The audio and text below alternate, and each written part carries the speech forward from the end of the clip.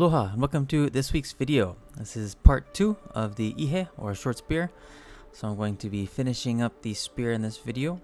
There isn't too much left to do. It's primarily just lashing in the teeth and the feathers and finishing off the piece in whole. So the first step here is I need to drill in holes into the tiger shark teeth and the marlin bill. I'm using a tungsten carbide bit with my Dremel, and then I'm just tapping in a center hole. I'm trying to tap in the holes closer towards the root of the tooth and avoid the enamel. I do that because if you punch a hole through the enamel, it kind of weakens the tooth and makes it so it's a little bit easier to crack or break. And so I try to keep that hole towards the root of the tooth. And then the next step here is just marking in where I'm going to be drilling in for the center holes that are going to be in the marlin bill. These I just tap in by hand.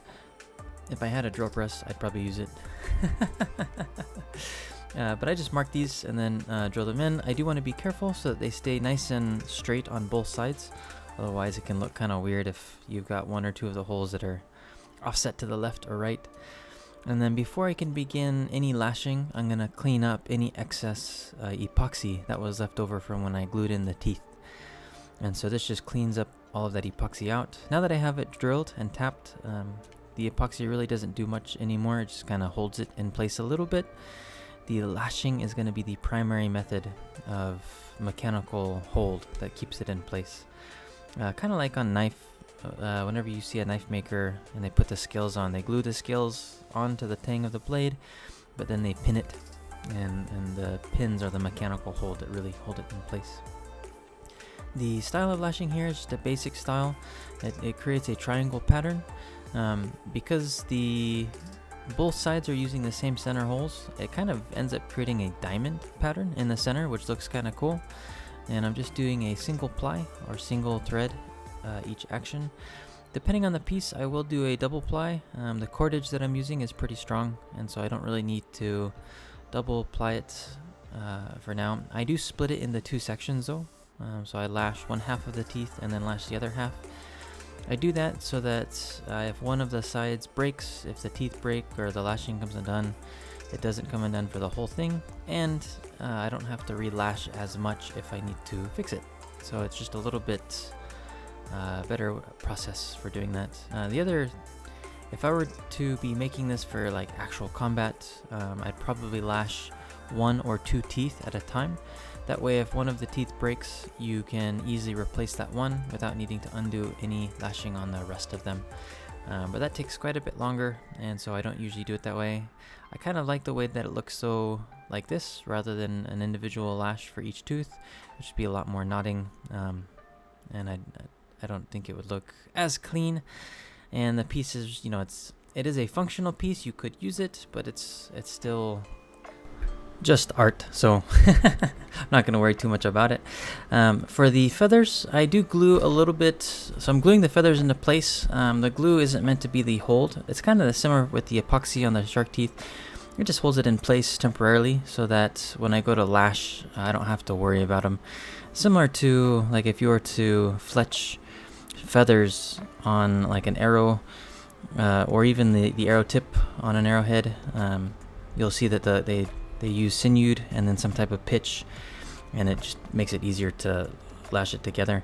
You'll notice though that I'm starting my wrap further down than where the feathers begin, and the reason for that is I'm actually wrapping the joint, and so I get a nice tight wrap around the marlin bill and the joint between the bill and the koa. So the wrap acts as an additional mechanical structural support for the joint. So it's already a strong connection point, but the wrapping just makes it even more robust. And then the lashing goes all the way up to the feathers. And then you might have noticed earlier, but I used my chisel to put in a notch, and that's just so that the lashing doesn't slide down the tapered edge of the marlin bill. So the next step here is I'm going to be lashing in the hand wrap. I'm only going to be putting in a single hand wrap, and I'm using the tape for one to kind of hold the excess there, so it's out of the way, it doesn't flop around, but primarily to keep track of where I'm going to be lashing this. So this section here is the center or balance point on the whole piece. So that's where it balances, is right there. And so if you're holding it or you're going to throw it, you don't have to, it's easy to keep track of where that center balance is, just by where that hand wrap is at. And then from here, it's just a simple wrap. You'll notice that this cordage is quite a bit thicker. So I did a 4-ply. I have these twisted and knotted together. It's the same cordage, it's just wraps it together to a twisted ply to thicken it and make it a heavier ply. Sometimes I'll do this just to increase the strength of it. In this case, I'm doing it so that it has more grip and it's easier to hold. It's easier to handle. And then once I finish lashing it all the way around and knotting it, I'm gonna pull. You'll see I'll pull this tail through, which will pull that loop, which will then lock into the knot that I put on the other end, and that locks the whole thing together. So now everything is locked into place. I did knot it in between, so if it did get cut, those in between knots would still hold, but otherwise this will hold pretty solid and stay tight no matter what. And then I'm going to go ahead and tighten these little tail ends underneath, and just makes the whole piece look a lot more clean. And here is the finished piece, finished ihe.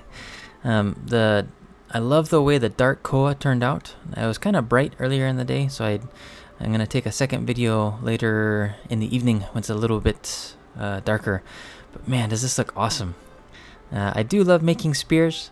I'm making this for a client. I don't make them as often just because they're a larger piece, but I love to make them. I have tested with my spears a lot.